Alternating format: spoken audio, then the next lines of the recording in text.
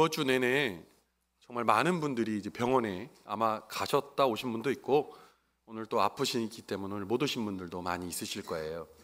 저도 이번 주에 참 많이 또 알았습니다.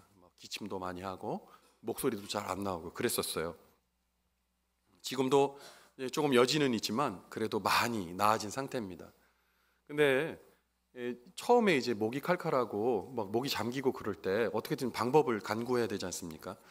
그런데 병원에 가기보다는 집에 있는 상비약으로 이렇게 먹었어요. 한 이틀 먹었더니 놀라운 역사가 있는 거예요. 하나도 안 나요.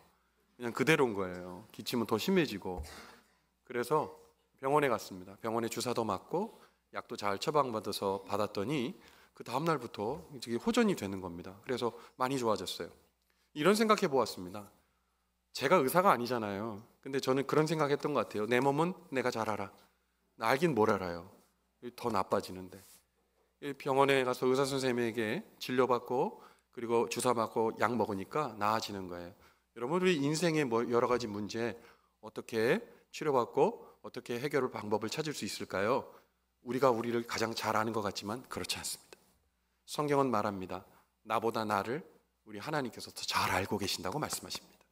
오늘 말씀에 오늘 들려주시는 하나님의 음성이 우리보다 더 잘 아시는 하나님의 그런 치료와 회복과 은혜의 말씀으로 우리에게 들려지는 축복이 있게 되기를 주님의 이름으로 간절히 축원을 드립니다. 우리가 금방 이러네요. 우리가 숨을 쉬고 살아가는 이 세상의 삶에 대해서 여러분, 우리는 어떻게 정의할 수 있을까요? 여러분, 최희준 씨 아시죠? 최희준 씨 하시면 생각나는 노래 있습니다. 하숙생. 정답. 어떤 분이 하숙집이라고 그래서 깜짝 놀랐는데 하숙생입니다. 하숙생에 보면 그런 노래 가사가 있죠. 인생은 나그네 길. 그런 가사가 있습니다. 인생은 나그네 길이래요. 정확하죠? 그런데 이게 최희준 씨만의 고백이 아니라 성경에 나와 있는 신앙의 선배들이 다 똑같이 얘기합니다. 나그네 같은 인생길이라고 공통적으로 고백하고 있죠. 왜냐하면 우리의 삶은 어느 날 끝나는 시점이 있게 마련입니다. 영원히 살지 못해요. 우리 교회 우리 신권사님 같은 경우에는 100세가 훨씬 넘으셨지만 제가 알기로는 200살 넘으신 분을 제가 제 생전에 뵌 적이 없습니다. 그렇게 오래 살 수 없어요. 이 땅에서 어느 날 죽음은 우리에게 다가오기 마련입니다. 특별히 그리스도인 된 우리에게도 이 죽음은 예외가 없습니다. 죽음은 우리에게 어느 날 닥쳐옵니다. 생각하지 못했던 그 순간에 우리의 인생의 마지막 순간이 우리에게 다가오게 되죠. 여러분, 마지막 인생의 순간, 그 죽음이 우리에게 다가올 때에 우리는 언제든지 우리 손에 쥐어진 것을 다 내려놓고 하늘에 있는 천국 본향의 집으로 돌아가야 합니다. 그렇다면 예수 믿는 우리, 영원한 본향을 사모하는 그리스도인들은 이러한 나그네 인생의 삶에서 그리스도인으로서 어떻게 살아야 될까요? 오늘 베드로 사도가 이 질문에 대하여 우리에게 대답을 들려줍니다. 나그네와 같은 이 땅에서 참 하늘 소망을 품고 믿음의 바른 길을 걸어가는 그리스도인의 삶, 오늘 사도 베드로가 들려준 이 말씀을 통해 우리가 천국 본향을 소망하는 이 나그네 인생길에 정들어 사는 인생이 아니라 천국 본향을 바라보며 하나님의 소망을 품고 살아가는 그리스도인의 삶을 오늘 깨닫고 또한 느끼고 그 삶에 살아가는 저와 여러분의 축복의 음성이 들리는 시간 되시기를 간절히 축원을 드립니다. 먼저 나그네와 같은 인생길에서 우리가 기억해야 될 게 있어요. 특별히 그리스도인들은 육체의 정욕을 제어하며 살라고 말씀하고 있습니다.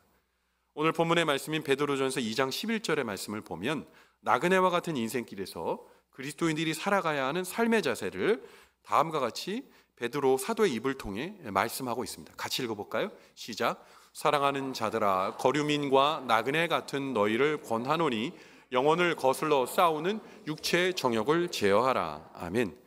오늘 사도 베드로는 나그네와 같은 인생길에서 그리스도인에게 사랑하는 마음으로 삶의 자세에 대해 권면하기를 영혼을 거슬러 싸우는 육체의 정욕을 제어하라 라고 말씀하고 있습니다. 사도 베드로는 나그네와 같은 인생길에서 그리스도인이 무엇보다도 주의해야 될 것에 대해서 육체의 정욕을 제어할 것을 말하고 있죠. 여러분, 영혼을 거스른데요. 영혼의 삶과 반대 방향으로 가는 것이 육체의 정욕을 따르는 삶이라는 겁니다. 여러분, 육체의 정욕을 따르는 삶을 어떻게 하라고요? 제어하라고 되어 있거든요. 제어한다는 게 뭡니까? 쉽지 않다는 거예요. 육체의 정욕을 따라 사는 삶을 제어하는 것은 쉽지 않다고 말씀드린 이유가 뭐냐면, 연습하지 않아도 육체의 정욕을 따라 사는 삶은 우리는 너무 쉽게 살아갈 수 있다는 거예요. 우리가 생각해야 될 게 있습니다. 육체의 정욕을 따르는 삶은 고난이 없어요. 고통스럽지 않아요. 그 삶은 재미있습니다. 그 삶은 우리에게 이득을 주는 것 같습니다. 우리의 육체의 정욕은 우리를 하나님의 뜻에서 멀어지게 하거든요. 여러분, 예를 하나 들어볼까요? 우리가 육체에 원하는 대로 우리는 쉽게 살아갑니다. 우리는 매년 해마다 여러분이 새해 목표를 다 잡으실 텐데요. 그 중에 많이 새해 계획에 꼽는 게 있습니다. 다이어트요. 살 빼는 거예요. 여러분들도 아마 그 계획들이 있을 거예요. 근데 여러분, 다이어트 하는 게 쉬워요? 어려워요? 다시 물어볼게요. 어려워요? 어려워요? 정확히 큰 소리로 대답하셨습니다. 다이어트 하는 거 어려워요. 연초에 막 계획을 세우고 운동 계획도 세우고 먹지 말아야 될 것, 먹어야 될 것 다 구분해서 다 준비해도 여러분, 운동을 매일매일 하는 게 쉽습니까? 어려워요. 육체의 몸이 깨어나도, 육체의 몸을 잘 사용하려고 해도 움직여지지 않는 걸요. 먹는 건요. 여러분, 맛있는 음식이 대체로 몸에 좋습니까? 나쁩니까? 이상하게 제가 좋아하는 건 다 몸에 나빠요.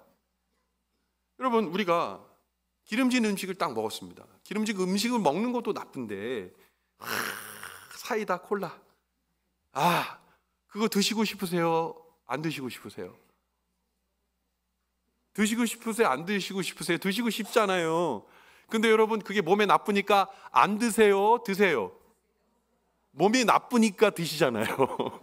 몸에 나쁘니까 왜 드십니까? 그 청량감.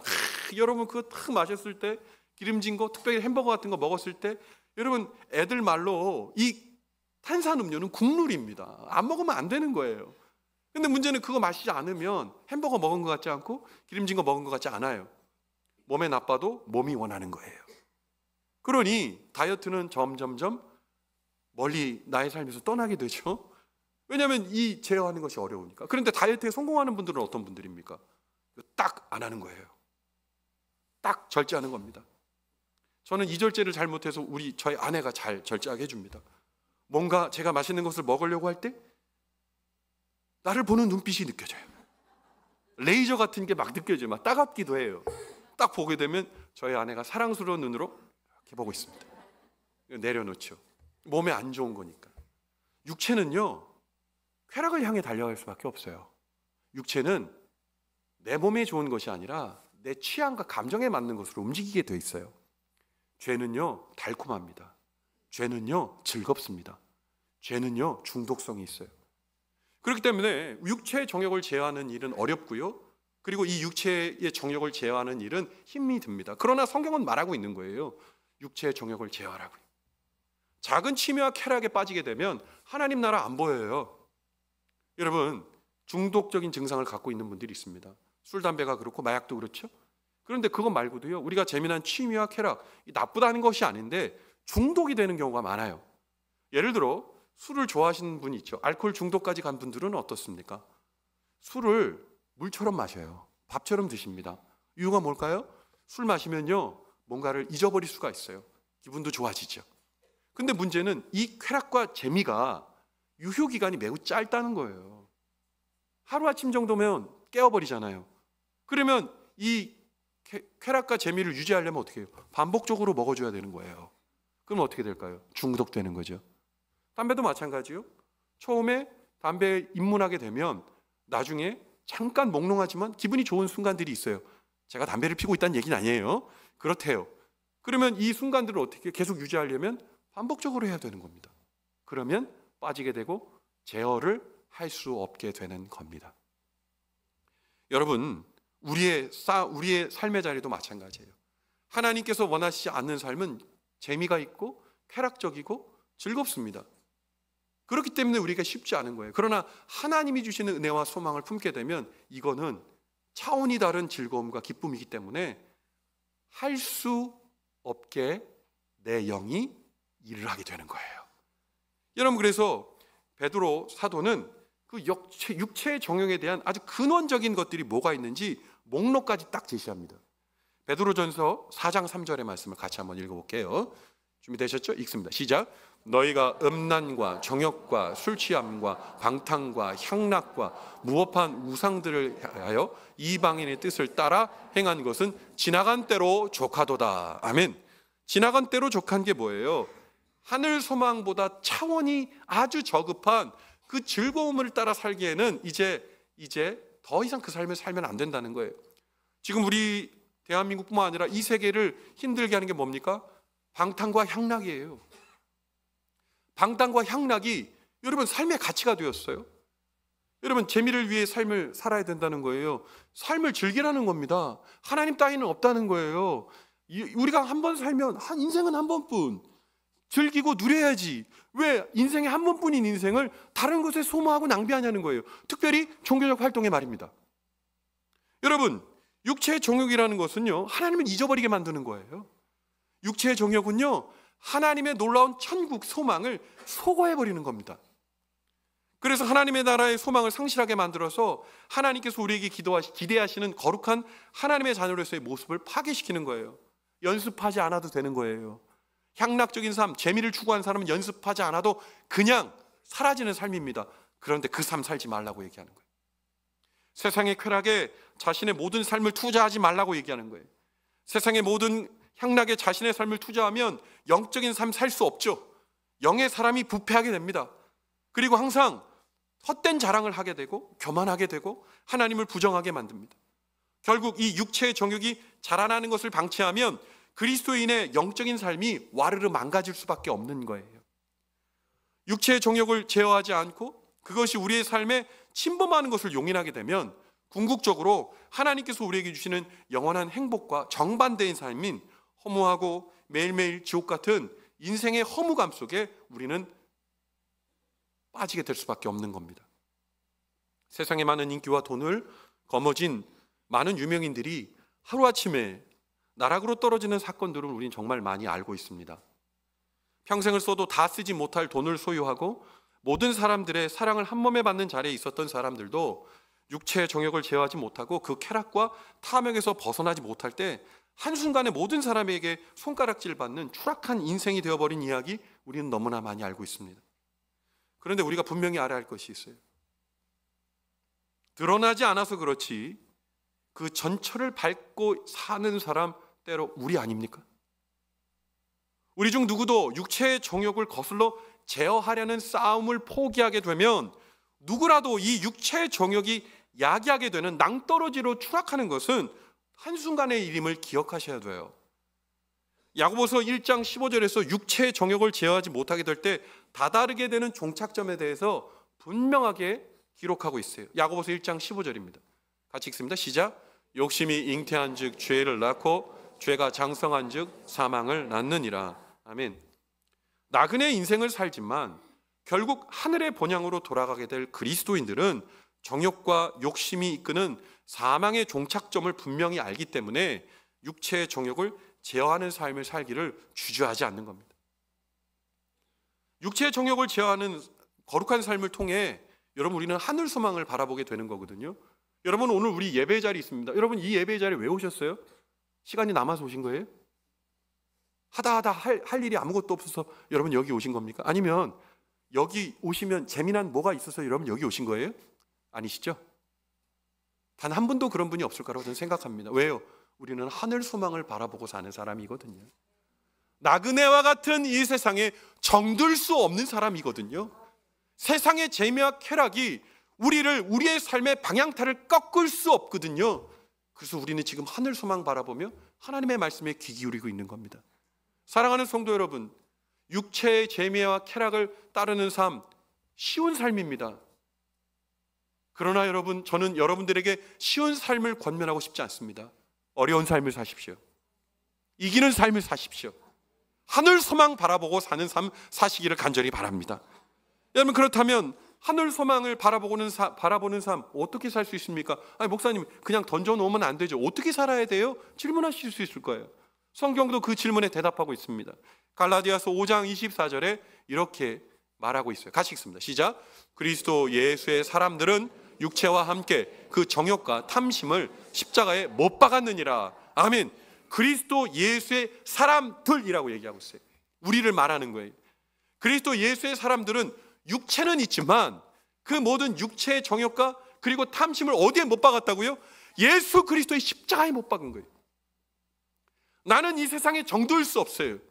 나는 이 땅에 재미와 쾌락을 향해 살다가 땅에 스스로 쓰러져가는 허무한 인생이 아니라 하늘 소망을 품고 예수께서 내게 주신 구원의 은혜를 내 마음에 품고 그 구원을 확신하며 천국 바라보며 정욕과 탐심이 우리를 흔들 때 있지만 그 흠듦 가운데 쓰러지지 않겠다는 거예요.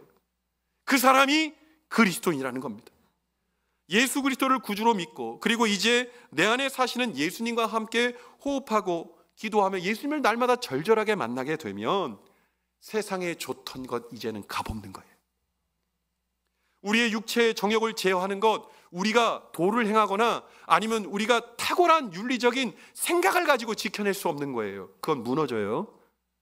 예수 그리스도의 십자가, 나를 구원하신 그 십자가 보혈을 자랑하고 예수 그리스도의 십자가의 은혜에 내 육체의 정욕과 끓어오르는 탐심을 주님의 십자가 보혈에 못 박을 때 비로소 우리는 우리의 삶이 육체의 정욕이 이끄는 삶이 아니라 예수가 이끄는 은혜의 삶이 됨을 여러분 꼭 믿으시기 바랍니다. 우리의 삶을 이끌어가는 원동력이 내 안에 사시는 예수님과 함께하는 거룩한 삶으로 우리의 삶의 원동력이 되기를, 그리고 그 아름다운 하늘 소망을 바라보며 하나님의 놀라운 은혜의 자리까지 우리가 걸어가며 질주하게 되는 우리 망원제일교회 믿음의 성도님들의 삶이 되시기를 주님의 이름으로 간절히 축원을 드립니다. 여러분, 두 번째요, 나그네와 같은 인생길에서 잘 들으셔야 돼요. 그리스도인들은 이방 가운데 선한 행실이 드러나는 삶을 살아야 합니다. 오늘 본문의 말씀인 베드로전서 2장 12절 말씀을 보시면 나그네와 같은 인생길에서 그리스도인들이 살아가야 하는 삶의 자세를 말하고 있어요. 같이 읽어볼게요. 시작. 너희가 이방인 중에서 행실을 선하게 가져 너희를 악행한다고 비방하는 자들로 하여금 너희 선한 일을 보고 오시는 날에 하나님께 영광을 돌리게 하려 함이라. 아멘. 여러분, 말씀을 통해 뭐라고 얘기하고 있습니까? 이방인 중에서 행실을 선하게 가져. 근데 이 말씀을 착각하시면 안 돼요. 무슨 말이냐? 이방인들이 지지하는 삶을 살아서 그들의 비위를 맞추라는 게 아니에요. 윤리적인 삶을 살아가는 게 아니에요. 여기 보시면 이방인 중에서 행실을 선하게 산다는 건 뭐냐? 하나님의 말씀의 준거에 의지하여 그 말씀대로 선한 삶을 살아가는 거예요. 그렇기 때문에 우리에게 비방한다는 거예요. 사람의, 이방인의 입맛에 맞는 기대되는 삶을 사는 것이 아니라 하나님께서 기대하는 삶을 살기 때문에 비방한다고요. 여러분, 오늘 우리가 신앙생활하는 이 삶의 자리, 여러분 힘듭니다. 그러나 베드로 사도가 살았던 삶의 자리는 더 혹독했어요. 예수 믿는 것 때문에 재산을 몰수당했고요, 예수 믿는 것 때문에 수치를 당했고 핍박당했고 억울한 죽임을 당했습니다. 여러분, 그런데 당시 로마 사람들이, 특별히 로마의 집권자들이 그리스도인들에게 어떤 프레임을 씌웠는지 아세요? 잘 들어보세요. 우리가 저번 주에 성만찬 했잖아요. 성만찬 할 때 제가 뭐라고 말하죠?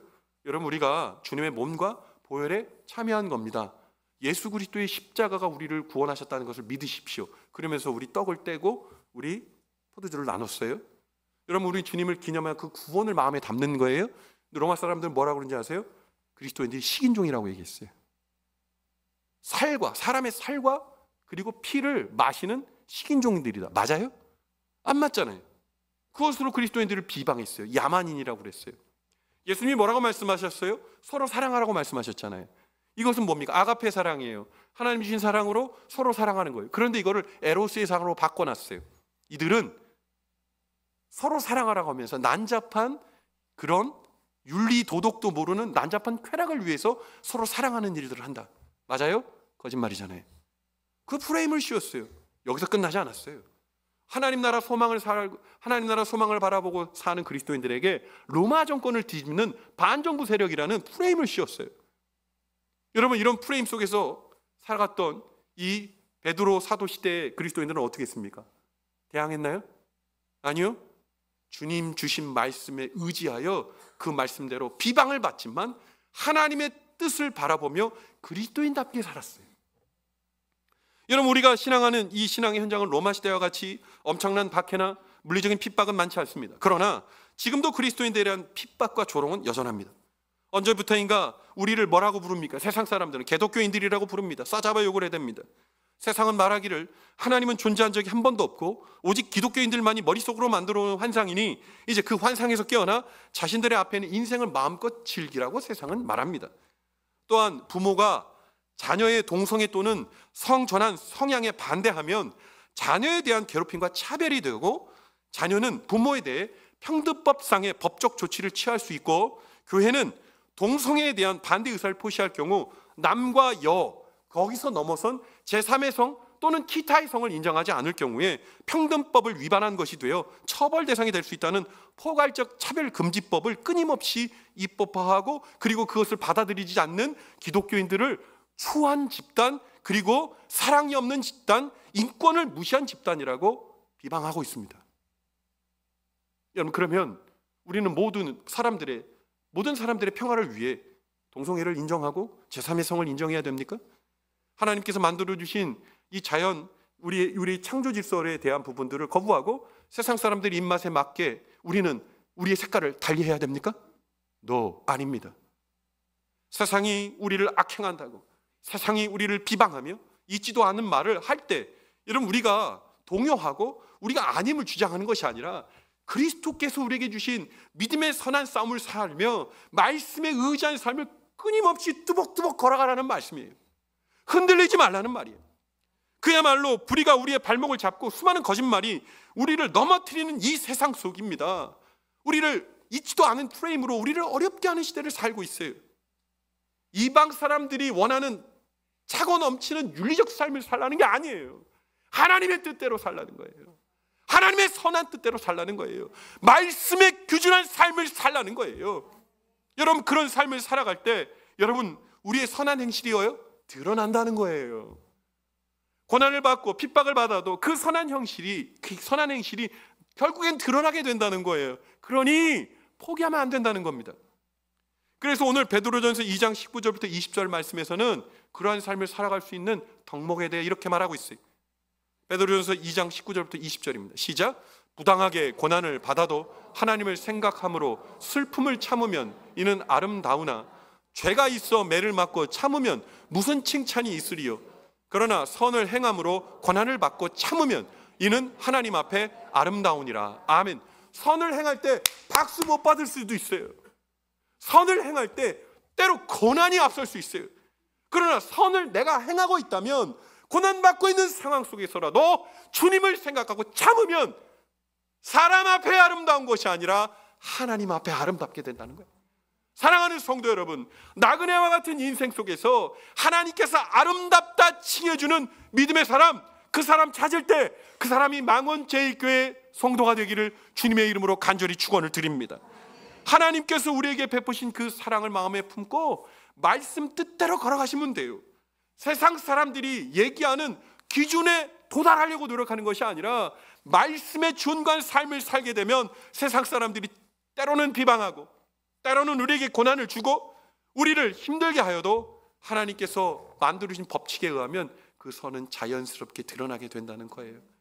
그 삶 살기 어려워요. 그러나 예수를 깊이 의지하고 살아가는 사람에게는 매우 쉬운 일이 되는 겁니다. 사랑하는 성도 여러분, 나그네와 같은 인생 속에서 여러분, 우리는 오늘 하나님께서 베드로 사도의 입술을 통해 주신 말씀을 기억해야 합니다. 육체의 정욕이 나를 물들지 못하게 하십시오. 하나님 내게 주신 은혜, 그 은혜로 말씀 붙들고 때로 고난이 앞설 때라도 선을, 주님이 말씀하신 선의 말씀을 붙들고 여러분 그 삶을 걸어가는 우리의 모든 삶이 되기를 바랍니다. 우리는 언젠가 나그네와 같은 인생이 머무는 이 땅을 떠나 영원한 본향으로 갈 것입니다. 우리는 정처 없이 나그네 삶을 떠돌다 어느 날 아무도 모르는 곳에서 허무하게 살아가자는 인생이 아니에요.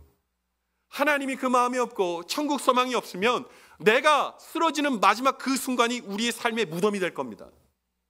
그러나 하늘의 소망을 품고 나그네 인생 속에서 오늘 주신 말씀을 기억하며 사는 사람은 이 땅의 마지막 순간이 그 어느 곳이 될지라도 그것은 무덤이 아니라 천국 문을 열고 들어가는 하늘 문이 됨을 믿으시기 바랍니다.